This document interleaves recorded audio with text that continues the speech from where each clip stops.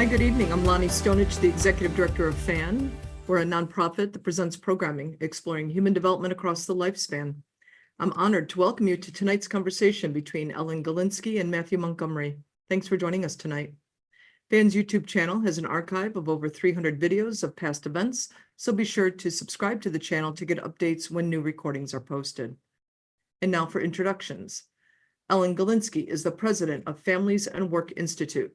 She has conducted research on childcare, parent-professional relationship, parental development, work-family issues, and youth voice. She also serves as senior science advisor to AASA, the school superintendent organization, and as senior advisor to the immediate office of the Assistant Secretary of Youth Mental Health at the Administration for Children and Families, the U.S. Department of Health and Human Services. In addition to her new book, The Breakthrough Years, Ellen is the author of the best-selling Mind in the Making, more than 100 books and reports, and 300 articles. Matthew Montgomery is the superintendent of District 67 and District 115 in Lake Forest, Illinois. A proponent of lifelong learning, Dr. Montgomery is also the lead superintendent for cohort and partner connections with AASA. He also co-chairs the AASA STEM Leadership Consortium and was an instructor at the graduate level at the American College of Education. And now let's welcome Ellen Galinsky and Matthew Montgomery. Thanks, Lonnie. I really appreciate it. And thanks, Ellen, for taking some time to be with us today. I couldn't be more excited about this conversation with you. I'm very excited to talk to you. You've been giving me hints about what you're thinking about, and I can't wait to have this conversation. As I processed through the book, I was looking through it from the lens not only from an educational leader, but from a parent of 4 children. So I have children from ages 9 to 15. So that was my primary focus. And I was taking notes and quickly pivoting as I was having the key learnings that I'm so excited to talk about some of those today at home. And then it will also transfer, thankfully, to the day job as well. So if you're okay, let's get started. I'm ready. All right. The first question I have for you is about inspiration. So what inspired you to undertake the 9-year inquiry into adolescents' brain development? And what were some of the most surprising findings from your research? Well, maybe if I had known it would be 9 years, I might have thought twice, right? I wrote Mind in the Making, as you mentioned or was mentioned, and that was looking at the brain development of children birth through 8, but development doesn't stop at 8. And I got very frustrated by hearing advocates always saying things like, well, if you have preschool, you're set for life and those sorts of things. And I knew that wasn't true. And also felt I had done some research on older young people, but I also felt that I personally wanted to learn more. Now, I practice a kind of research called civic science, which means that I don't do studies about people, I do them with people. And so my very first step, in addition to trying to figure out who in the literature I wanted to eventually go interview, so I was reading, in addition to my day job, but I also talked to, it turned out to be 38 young people, 14 to 18, from around the country, and also there were some people from other parts of the world. And I would ask them questions like, what would you like to tell adults about people your age? Or I'd ask them, if you had one wish to improve the life of people your age, what would that wish be? Or I would say, I'm going to talk to researchers, what should I ask them? Or what do you want to know about your own development? And overwhelmingly, they told me that the first thing that they said it, and they said it consistently, was, why don't people like teenagers? In fact, the question that they wanted me to ask researchers was, the 6-word memoirs that people do. First they said 6 words, well, that would be a lot, but they wanted me to ask, 3 words about the teenagers they study, and then 3 words about the stereotypical teenager. They actually suggested that I ask that. So right away, I could see that what they are interested in, and that's the joy, that's the beauty, that's the incredible inspiration of civic science. That's not in the literature. How we see adolescents in, our conceptions of them isn't something that's studied very often. I did find some studies because I'm very persistent, but it took me on a very different direction. And what they wanted me to do was to tell people about their development. Well, if you're given that task, that's a big task. That isn't just, here's the one theme book. It really had to be, as its subtitle is, a new scientific framework for understanding and raising thriving teens. So then it did take 9 years. Then it was a pretty comprehensive job that I didn't know I was setting out for. But I think of research like, I think of myself as a research adventurer. I have friends who like to climb mountains, who like to go to new countries, who like to explore different kinds of foods, all kinds of interesting things that they are really interested in. I like to explore questions, and I always have from childhood on. And so, and it's an adventure. If you're really asking questions and you're serious, you're not trying to prove something, you're really trying to find out something, then it's an adventure. You don't know where you're going. And so in some sense, sometimes it was very late at nights and I was very confused by all of the different theories that I was reading or making sense of this study and that study and that study, putting it together with what young people said, and what I thought. Ultimately, it had to be what I thought. But it was just always an adventure. I was always excited about what I was figuring out. It sounds like you have a true belief in lifelong learning, and we reap the benefits of that discovery process that you engaged in. Okay. As I started the book very early on, when I'm speaking in the district or out and about, I will often share stories of my own children. And I commiserate with parents about the growing pains of adults as we try to support young people. And I had this existential moment of, I shouldn't share those things because while I'm making light of the experience, I want to make sure I'm being true to them because they are spectacular. And watching them grow is such a privilege. But that was reinforced as I got deeper into this.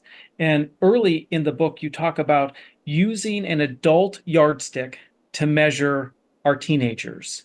Can you talk a little bit about that? Because that like smacked me across the face in the fact that I talk to teenagers all the time. I talk to parents of teenagers and guardians, and my questions are, what's next for them? And I think I need to reframe my mindset. Can you help us understand Yeah. that a little bit? Well, that was one of the discoveries. I was actually at a conference of neuroscientists, and they were having a big discussion about how their research got translated to the public. And one of the images that is often used, or was frequently used by researchers, was that adolescents are like a car. They've got the pedal to the metal. The reward system is all fired up. The highs are highs, the lows are lows. They feel things very intensely, but the brakes don't work. It doesn't turn out to be a totally accurate description of adolescence, but they were wondering whether that caused, and some people were really objecting and saying that that was upsetting parents and that they were having negative views about teenagers from the way researchers were talking about them. And I'm sitting there with my, pad of paper, and I say, I can find out what parents think about the teen brain, which was what was being discussed. And so I just wrote a question. We were right almost finalizing the survey that we did, a nationally representative survey of, I'm going to be exact, 1,666 parents and their children between 9 and 19. And it was just about, we were just about to go into the field, and okay, I've got another question, which is, if you had one word that could describe the teen brain, what word would that be? Wrote it in last minute, got it in the study, went out into the field. And so we then looked very closely at the words that parents use. First of all, it was very distressing because 59% of parents use negative words. That didn't make me very happy. Only 14% of parents used positive words. And they weren't talking about their children necessarily. They were talking about the Children teen in general. Mm-hmm. general. And then another 27% used growing, changing, neutral kinds of words. But when I looked more closely at the exact words that they used, the most frequent word that parents used, and again, this is open-ended, this is nationally represented, this is, parents from all over this country. When I looked at the exact words that parents used, the word immature was used 11% of the time. I mean, you don't necessarily find that kind of congruence in a study of all the people in this country. Think about how different we are, but that word was used. And then another 8% used words that meant immature, like unfinished, incomplete, sort of not words. And so, overall, about 1 in 5 of us, and more if you look at some of the other words, are thinking about adolescents in terms of what they're not.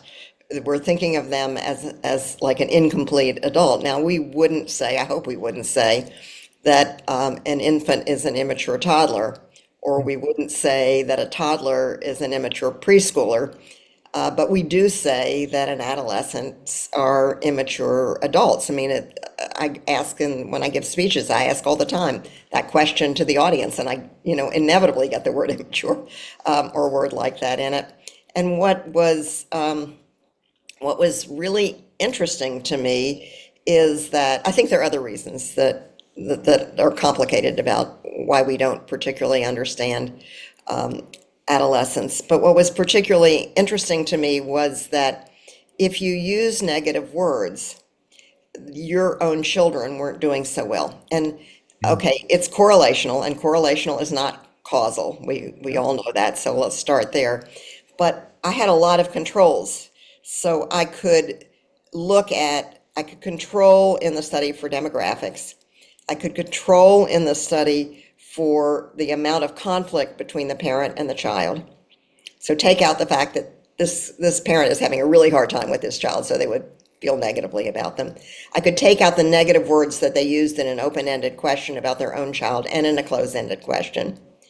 And then I could look 9 months later, because we did time one survey, and then we went back during the pandemic to see how the parents and young people were doing. And we found that when parents use negative words about their adolescent's brain, that their children were sadder, more worried, more depressed, lonelier, the negative words when we were assessing feelings during the pandemic. So that is in line with studies of our conceptions of adolescence. How we see them matters. And so I do think that all the joking around that we do, oh, you stop being such a teenager, or, you're so ridiculous, or your hormonal minefield, or, all the things that we say in joking, psychopathic, I heard, I'm guilty of most of the things you just shared. Yeah, it's not a joke to them because they're supposed to do what they're doing. They're supposed to be explorative. They're supposed to feel things intensely, because how else will they know whether this person is a good person to be with or not as they move out from their families? They're supposed to, and they're exploring, going out. They're going to go out into the world. They need to do that. They need to feel things intensely about how people see them, because they're figuring out who they're going to be and who they are now and in the future. So their emotional reactions and the things that we don't like about being a teenager sometimes are in fact what they're supposed to be doing. And I think keeping that in mind as a parent or as an educator allows some space to have a paradigm shift where, as you are experiencing it, and I'll just speak to myself as a dad of 2 teenagers right now, when they are experiencing the highs of the highs, and maybe it is a negative high instead of a positive high, there's a lot of effort on self-regulation to love and to not react. And I think when you think through that switch, that this is what they need to experience to grow up and be a thriving adult, I think for me at least, it helps give me pause. Now, my children may watch this and say, Dad, remember when you said this and you need to do better? In fact, I hope they do, but no one's perfect, right? Myself included. No, and all of us. And I think it's just really fair to say, I said that and I wish I hadn't. Um, I asked my children, well, my children were, I gave a speech where my children were present recently, 2 weeks ago. And the person moderating the speech, who was the director of the school that they went to when they were kids, said, okay, how did you screw up as a parent? And all the time, totally all the time. And you can ask my 11-year-old now how often I, do things that I then, of course we all do. That's learning. And I think that's fair. I think that they appreciate knowing that we're learning too. I did a book on the 6 stages of parenthood, and we are growing, we are learning, and that's important to admit. But I think what the lesson to me is when we feel like saying, oh, stop being such a teenager, we are the ones who should stop and say, you're supposed to feel that upset. That's your biology, that's what you're primed to do. That's how you're learning your place in the world. And if you say that to kids rather than, oh, stop it or not take it seriously, I think that fewer of them would feel like we don't understand them.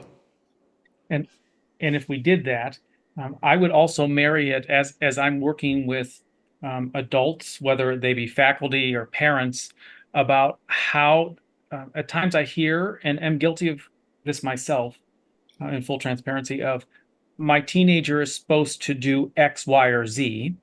And early in the book, you talk about there is no average teenager, and I was drawn back to Todd Rose's book, The End of Average. Yes.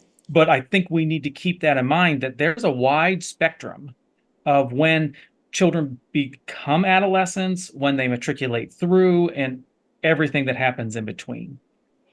Yes, and I think, for me, the picture of the seventh grade classroom always comes to mind when I think of there is no average teenager. You just look physically at them, some look like little kids, some look like total adults, you just have the huge variations. And for some reason in our culture, we think that you're in the seventh grade, you should all be the same. Well, there's similarities, but there's a range of differences too, and we need to keep that range of differences too.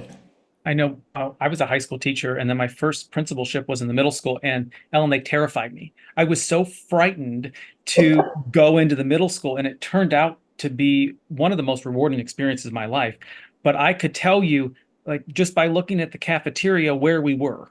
You picked seventh grade. I thought that was interesting that you did, because seventh grade is the year about December, all heck breaks loose as they are changing and trying to figure out what's happening with their bodies. It is a most endearing time, and I learned a lot at that point. So I'm going through for those people who are experiencing this conversation with us. I'm trying to hit the messages that you highlight in the book. And the second one is. Can I just stop and say what I asked adolescents was, what do you want to tell adults about your development? And there were 5 messages. So when you say the second one, the first one was understand our development. Thank you, Alan. I appreciate that. The second one is listen and talk with us and not at us. And that is what I try to live and breathe every day. If you take a moment and listen to them and give them space. And I want to dive a little deeper into that chapter and talk about the power of community efficacy. And that was a section of the book that I thought, while you may be a parent, you may not be a parent, but often many, if not all of us, are part of a community. Can you speak to that power of the community in raising children for the future? Well, I actually want to start with what one neuroscientist said when she first looked at the brain. This is Jennifer Pfeiffer, who's at the she's at the University of Oregon, and she saw a brain and she said, whoa, that's that child. There's that brain. That's the essence of who, in this case, it was a girl, this girl is. And then as she studied adolescence, she said, no, because our brain is always interacting with the environment, that we are a combination of who we are in the researchers would say the context, but in the environments in which we live. And so their researchers, one of the things that I love about, one of the reasons I called the book The Breakthrough Years, is that researchers have been having breakthroughs about adolescents themselves. They used to just look at the the risk taking and the storm and stress and those sorts of things. And now they're seeing positive reasons for why adolescents are doing that. And researchers tended to look at psychology or community, and they didn't look at them together. And the research on community efficacy, I think, is so beautiful. The particular study that I've always just loved was done by, he's now retired, but Tony Earls, who was at Harvard. And they were looking at crime, and they were looking at the city of Chicago. And they went through and did, little neighborhood by neighborhood by neighborhood by neighborhood. And they asked adults, if a kid was crossing the street, would you help? If someone was, in other words, are you raising your child alone, or is the community helping you raise your child? And they found that you could predict the level of crime in a neighborhood. It wasn't just whether the parents were jobless. It wasn't just whether they were coming from another country, they were immigrants. It wasn't just their level of poverty, the things that we might just associate with levels of community violence or crime. That in a community where there was a sense that I remember I worked on a film with Rob Reiner once, and he called it "I Am Your Child." The sense that we are all that we're part of a community, and children are not just their parents' children; they are part of their community. The community is important in raising them, and Velma McBride Murray at Vanderbilt has gone on to look at young kids who are often struggling with difficult issues growing up, and found that community efficacy, feeling that there are other people in the community that you can turn to. It doesn't mean you have to be best friends with everyone in your community. It's just if there are other people, if you surround yourself with a few other people who care about your child and your child could turn to, I think that makes such a difference in the well-being of our children. And we'll talk about it later, but it brings up one of the central themes for me, which is the importance of relationships and how we are creating relationships with adolescents. And when you marry that with the community efficacy, we all can make a positive impact for the future of our country and the world. Yeah, and it's smiling at a child who's, I was the parent expert for Fred Rogers when he did a series called Mr. Rogers Talks to Parents, and Fred always talked about one kind word. So if a parent is struggling with a child, one kind word, rather than looking disapprovingly, oh, you're a horrible parent, your kid is screaming. But one kind word, oh, it must be hard, something nice. I just love that he said that, and it's sort of the one kind word message. It's something to remember, because those of us who are parents we've often had a time where we had to excuse ourselves because at that moment things were not going exceptionally well. So words of kindness certainly help support. When I talk about when I talk to parents, one of the things that they like to focus on is social media. And in this chapter, you talk about social media and the research around it. And I think that is top of mind as the technological world gets more and more omnipresent. I thought it was interesting that we're still new in the research, and the findings are maybe not what I expected. And I was surprised by that. And I want to marry the next to give you a preview of where you focused on, we're not talking enough about parent stress. So I'd like to hit, we want to talk about social media right now. So maybe let's start there and then move into parent stress. Okay. Yeah, thank you for asking me that. No one ever wants to talk about that. That's just... Maybe it's because I have 4 children and I'm stressed. We look for, in society, if kids aren't doing so well, and we do have, recent figures about mental health are not the figures that we would like. The latest CDC study showed that 42% of young people, high school age students, had a period of feeling anxious or depressed, and that's very alarming. And so the tendency is to look for a bad guy, and we tend to look for one bad guy, one silver bullet to fix things, one bad guy to blame.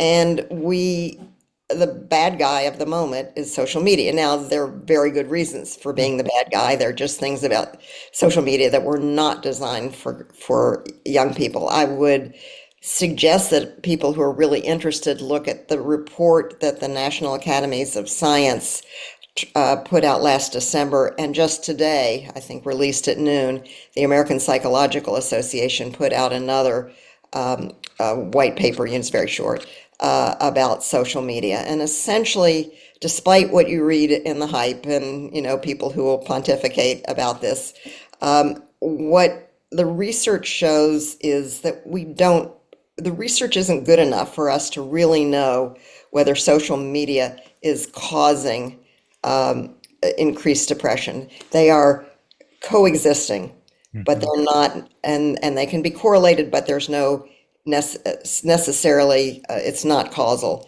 So I think that what we do know, and the report from the National Academies of Sciences is really good in this, is that social media can cause harm, particularly for children who are already struggling, or who spend very long time on it, or for whom it displaces other activities, or for whom they have negative experiences, like they're bullied or those sorts of things on social media.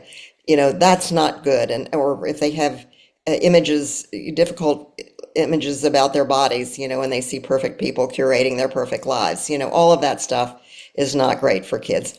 But on the other hand, and the White House is coming out with a report in June that I think is going to be very useful for the Kids Online Health and Safety Task Force that the president put together. There are benefits, and there are particular benefits where young people can find interests. It opens up a world that wouldn't have been possible before. They can find people like them, particularly for kids who are excluded if they have interests in things. I mean, my son is a musician, and when he went to high school, there weren't a lot of other kids in his class who had the particular kind of interest in music that he had, and the world of social media opened up that there were people all over the world who loved what he loved. And it just has been, now he's met a lot of them, he's a grown up, but it's just opened up this fabulous world for him. And my 11-year-old grandson is learning to do digital creations. So it can be it's a tool basically. And the media companies did not design it for kids, and that needs to change. So, but I think that it's not the only bad guy in what's happening to young people today. I love that. And I think, as with anything, it's speaking in absolutes make me very nervous.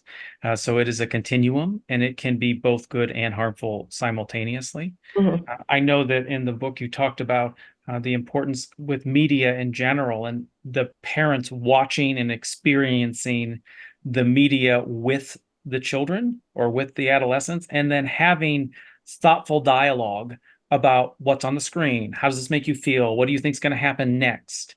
And as a dad, sometimes when I'm watching something with my teenagers and something maybe is a little pricey or a little bit more advanced, I'm most grateful for my wife at those times when she jumps into the conversation, and then I try to help out as well. But that is really important to them, I think. Yeah, and there's studies about what techniques. This is a particular study that was done at Brigham Young that looked at parent style in handling kids' media. And what they found is that co-use and then active media, involvement, so you don't just watch it, you actually talk about it, is versus the just say no approach, which, tended into sneaky kids, because they need autonomy, and, becomes a wonderful forbidden fruit that they're, so having conversations and I think particularly important for adolescents where they need autonomy. And other research has shown when we've tried to deal with social ills, I mean, I think the tech companies and the government and lots of people, this shouldn't be just on parents, this shouldn't be just on kids, but putting that aside, what can families do?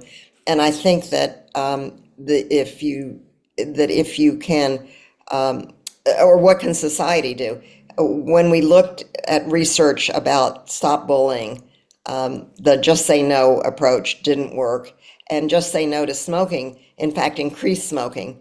But efforts that involved adolescents' need for some autonomy and agency, those actually were effective in making the changes in society that we want to see. So I think having discussions with kids and making a family media plan and those sorts of things are a much better approach for the, while we let, while other people or while we advocate for the changes that tech companies and governments and so forth need to make. I talk about my hope as an educational leader is that we are creating opportunities for students to have voice and choice. Mm, I think that's really integrating in the spirit of autonomy and how mm, important it is for them to move in from a passive learner to an engaged learner. mhm. And that is something that I think we're struggling across the country in the modern day classroom of how to make the instruction relevant to our young people. If I could transition now to parent stress, because this is something I continually try to regulate with my day job. And I'm mindful of how it's impacting my family. But you did say that people don't want to talk about this, and I think it is important. It's an important conversation. If we don't want to have a conversation about it, it probably means that we should. So, could you shed some light on parent stress and the Yeah, impact? absolutely. For a long time, and probably the best way that I'm known is for the research that I've done on work and family life for the last 30 years. I did the largest nationally representative study with lots of colleagues at my organization, Families and Work Institute, and we found that parent stress, particularly around their work, did spill over into home and was predictive of how children are doing. And we sort of put kids in a bubble and we don't think about how our work lives are affecting our children. It doesn't mean that our jobs won't be stressful, they will, but I think if we acknowledged it, that would make a difference. So I looked, I have a data playground, and so I and my colleagues looked at if parents were stressed about their jobs, whether that affect the level of stress that young people in our study were feeling, and yes, there was a correlation. So I was trying to say there to people, let's not just look for one bad guy. Let's look at the way we work, the way we live, other things that we could begin to address. I feel very strongly that if we have a bad day of work, we just say, I had a bad day of work.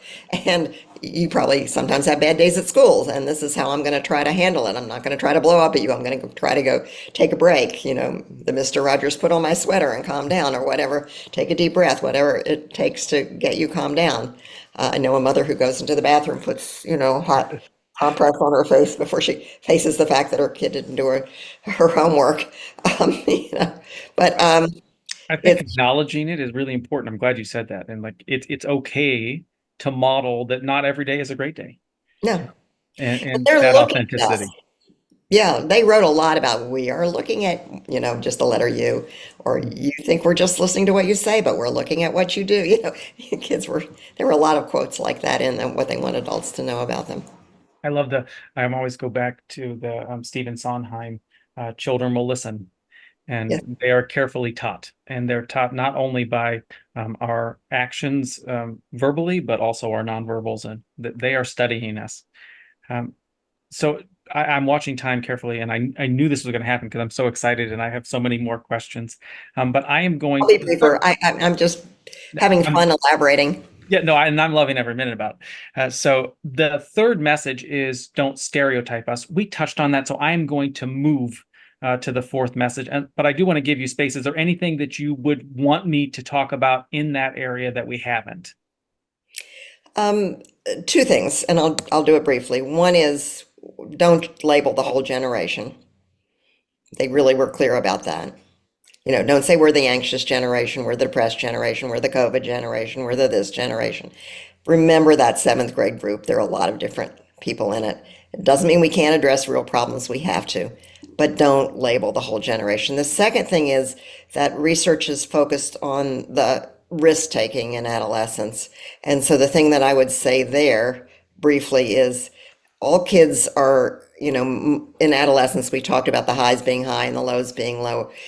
Young people are that feel things very deeply, why not give them, and very few young people actually take the negative risks that are so stereotypical of them taking, in my study, 12% of parents said that their kids made risky decisions that were negative.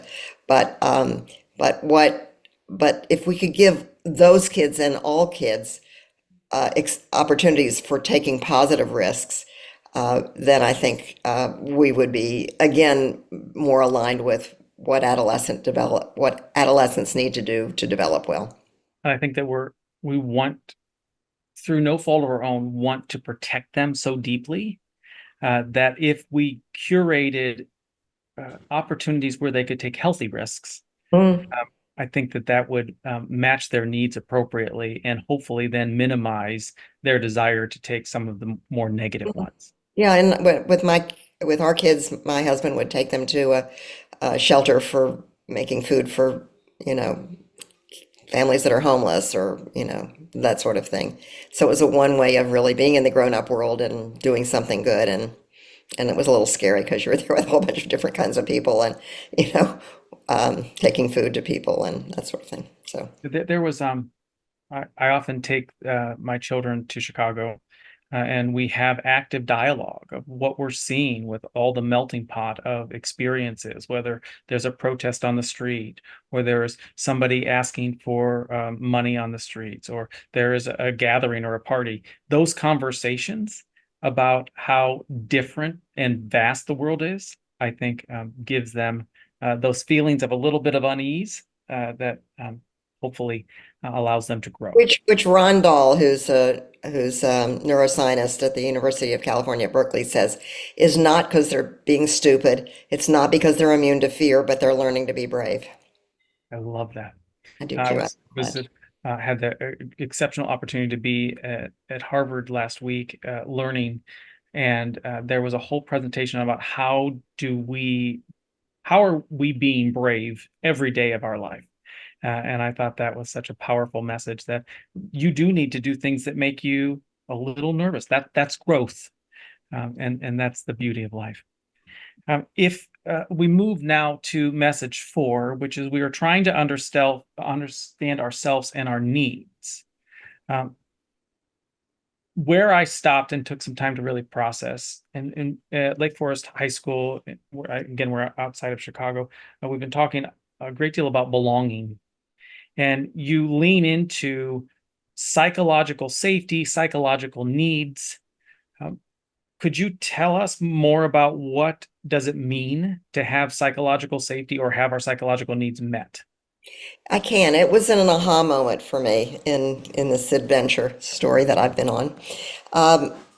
There was a lot of talk about a mismatch in kids' brain development. That is, the reward center was developing faster than the cognitive control center, which turns out to not necessarily been true. It depends on the environment. It depends on the child. It's just, a vast and not always helpful generalization. So there was a lot of discussion about mismatch, and I sat down for a conversation with Nick Allen, and I don't know what prompted it. We were talking about that, and I went, that's it. The mismatch is not between different parts of their brain development. The mismatch is between the needs that they have and the environments and whether they meet those needs. And I got to that by looking at where do adolescents' brains become more active, more activated? Where do they really light up? Maybe more so than adults, maybe more so than children. And it was around belonging or being treated with respect, or how important the word dis is, or around do they have an opportunity to contribute to making the world a different place, or around who they are, or around are they being supported or not.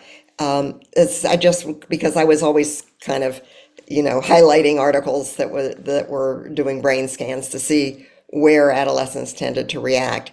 And so that led me to research that's called that is not new at all. It's called self-determination theory. It developed at the University of Rochester a while ago. If people have read Daniel Pink's book on Drive, it popularized the notion of autonomy, and which is just one of the needs according to self-determination theory. So I turned to self-determination theory and began to talk to researchers who study it, who have been looking at this for 30 or so years, finding that the notion is that we have not just physical needs for food, water, and shelter, but we have psychological needs, which I've just talked about, and if those are met, then we're more likely to thrive. So we look at learning, we look at thriving, they go together, but they're really important. So then in the study that I did, then I looked at the literature on the places. I picked the needs, followed what self-determination theory did, but expanded it. And then in the study that I did, I measured the psychological needs, like with your family, with your friends. They're all relationship based. With your family, with your friends, with the people at school, the people in out of school activities, and the people you meet online. How often do you feel you belong? How often do you feel that people care about you? Ask a series of questions about these psychological needs, and found that 9 months later, the young people whose needs were met.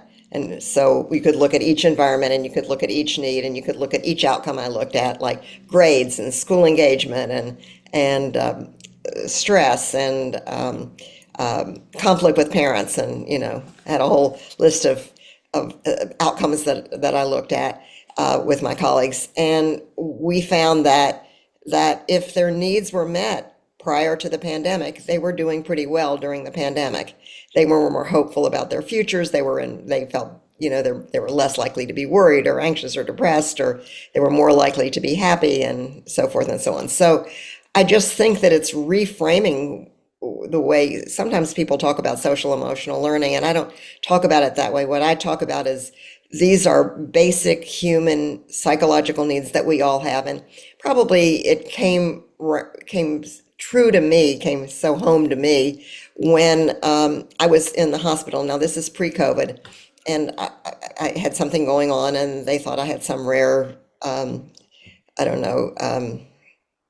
virus or something, and they put me in isolation just like they did with COVID. And all of a sudden, there I went from my normal life to being in complete isolation. And then the people who were taking care of me, I didn't feel that sick, but the people who were taking care of me became everything in my world. I needed to try to make a connection to them. I needed to belong. And so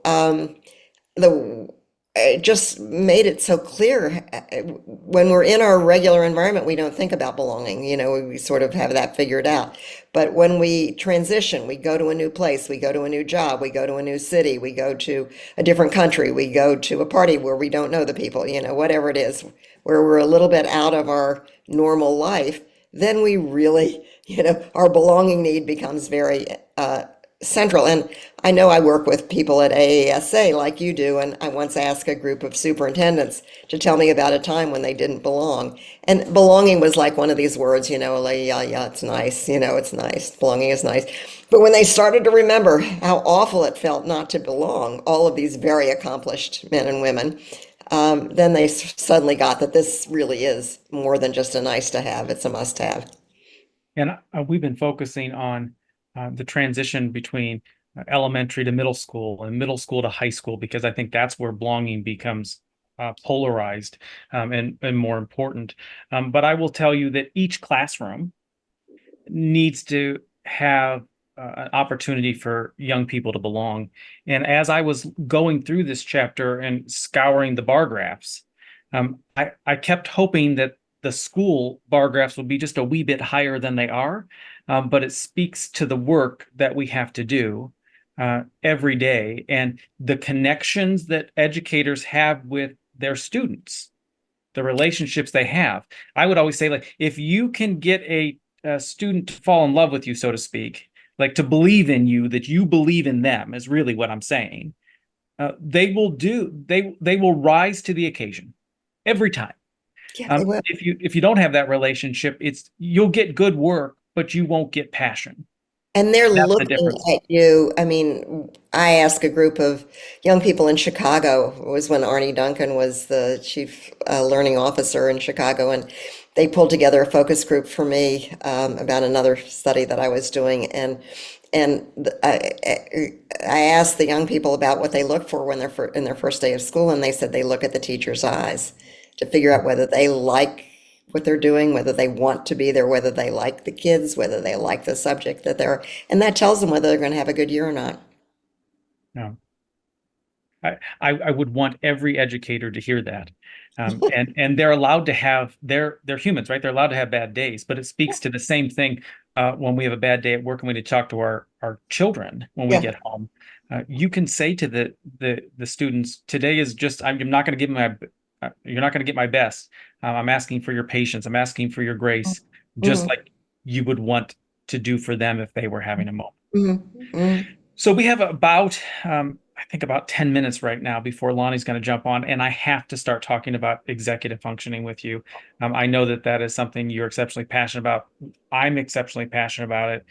It is not a soft skill, which I was so happy you said, because when I look at our portrait of a learner within the districts that I serve, we have six competencies from critical thinking to confidence to communication, adaptability, citizenship, empathy. These are not soft skills.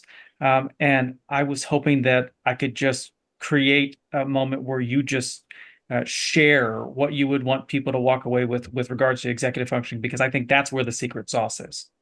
I do too. I think it's like the biggest secret in America. It's what research knows, and it's what the rest of us don't either live or know. I discovered the power of executive function when I was writing Mind in the Making, and I began to look at studies across different disciplines, whether it was kids learning language or literacy or numeracy, or whether it was social development or whatever the study was. The kids who had a core set of skills were the kids who were likely to thrive, and we're talking about young children.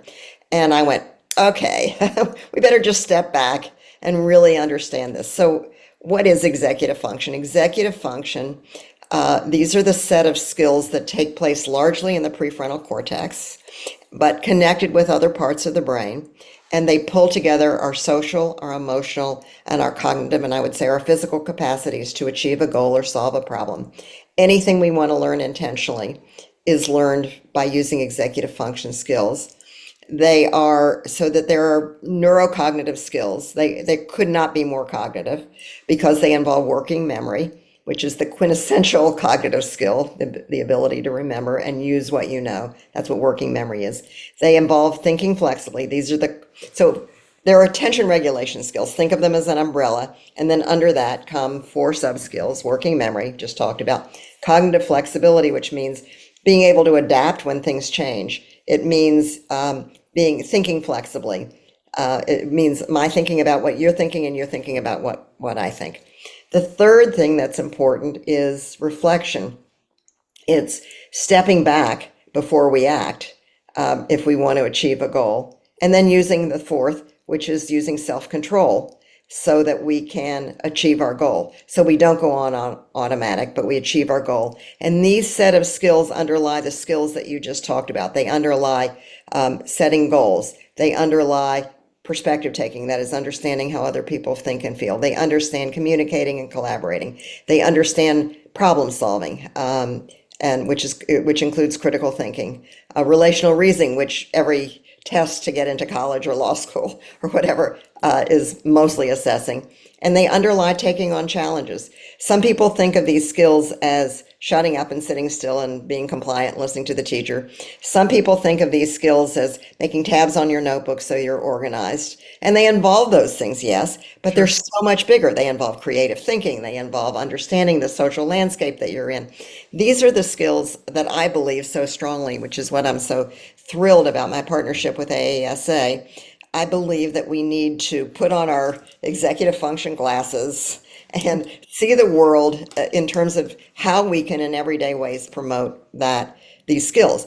If a child forgets their homework, instead of saying you shouldn't forget your homework, what would help you remember it? I mean, there are just so many little I see the world through executive function, and I'm just always going, oh, missed opportunity, missed opportunity, missed opportunity to talk about these skills in everyday life and to promote them. Not answering questions for children and helping them find the answers.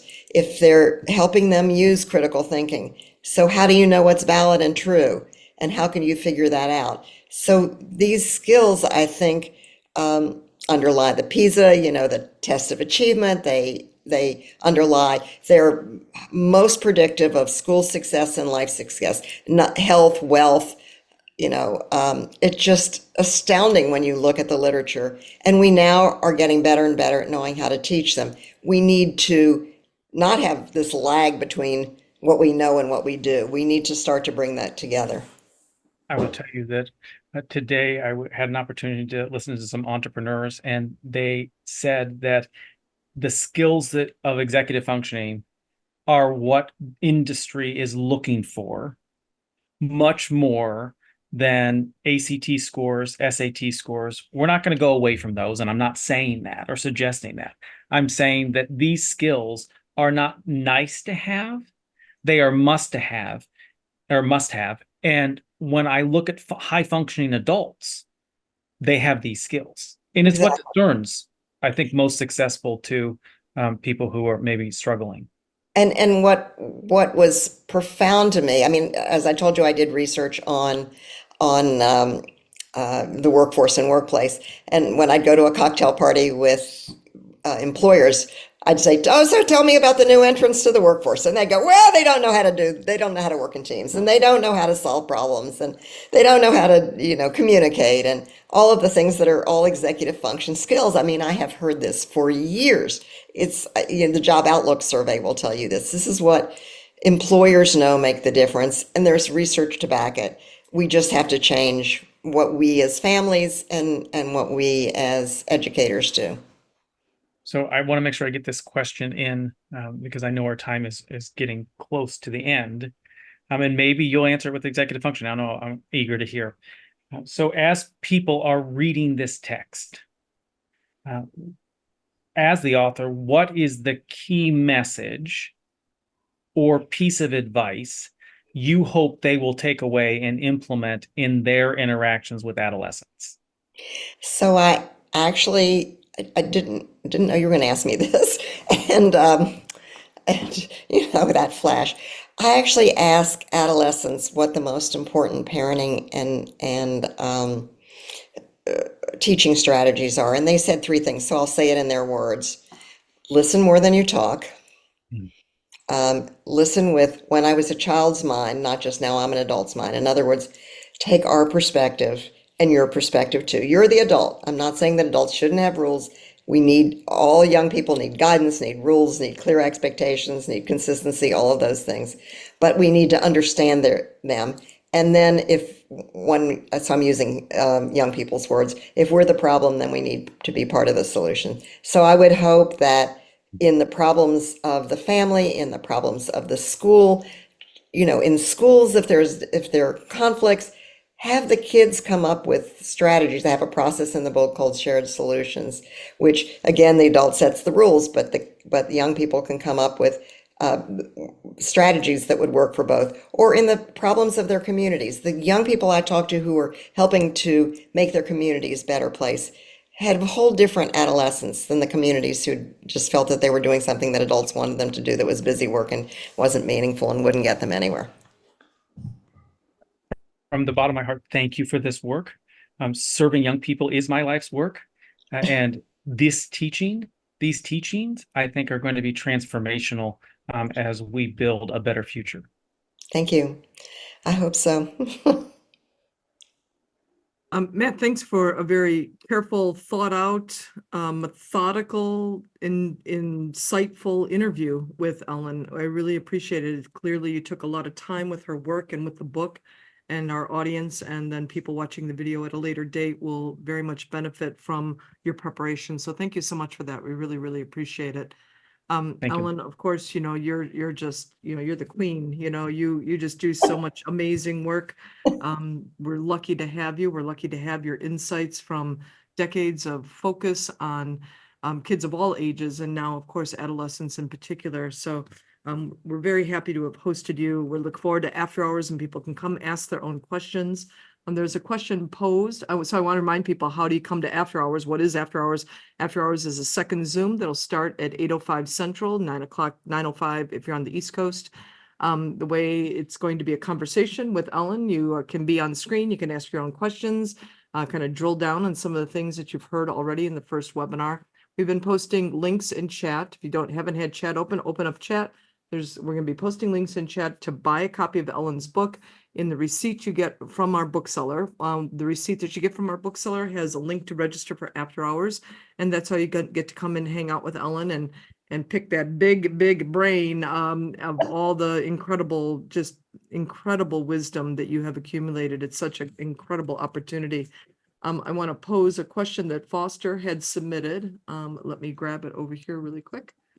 I'm gonna turn down the brightness on my screen too. I feel like I'm a little bit of a deer in the headlights here. Okay.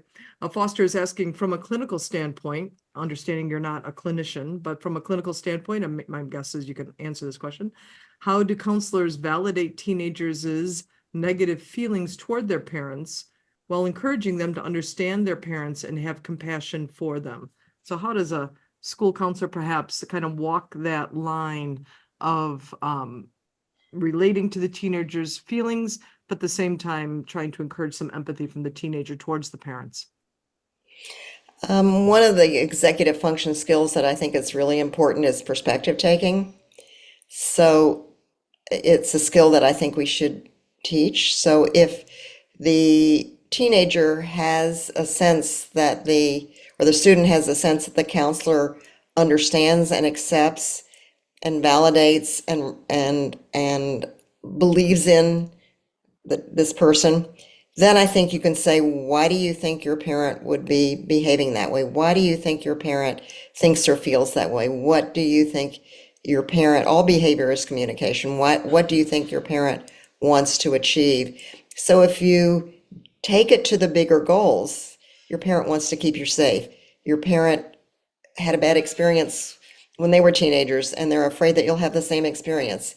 Your parent got yelled at a lot when they were a teenager, and they don't know anything, but their style is, that's what they learn, that's what they do. It doesn't make it right, but understand where your parent is coming from, and your parent probably wants it to make a better life for you, thinks that this is the way to do it.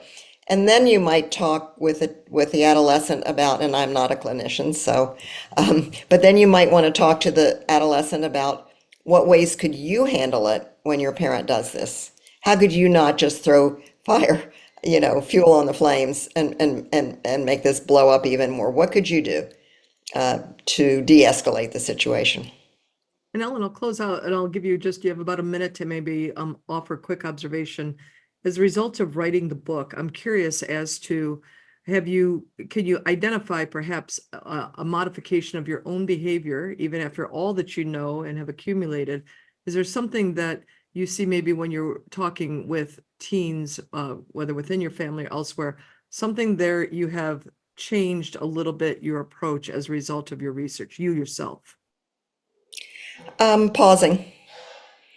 I think not reacting right away and pausing.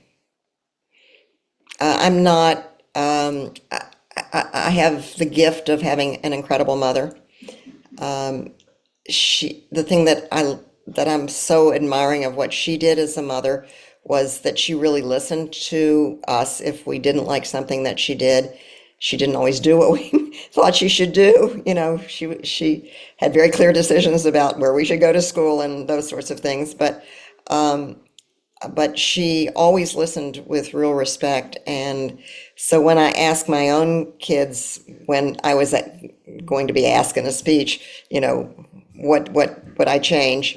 My kids said that there was a lot that I did wrong, but it didn't matter so much because they could tell me and we could make it better. Oh, lovely. Not always, but we could work on it. And so it is always, every day is a new day in parenting. That's right. Well, thank you so much for your time. We'll look forward to welcoming you in about 5 minutes to after hours. So everybody come hang out, come get a copy of this incredible book. and come explore all the questions that you have. Matt, thank you so much. It's been a pleasure. We're thrilled to be partners with Lake Forest High School, District 115. It's been really, really glad to have had such an excellent interview partner for Ellen. So thank you for your time. I'm Thank you. thrilled. Thank you. Okay, great. you. Everybody have a good night. We hope to welcome you soon.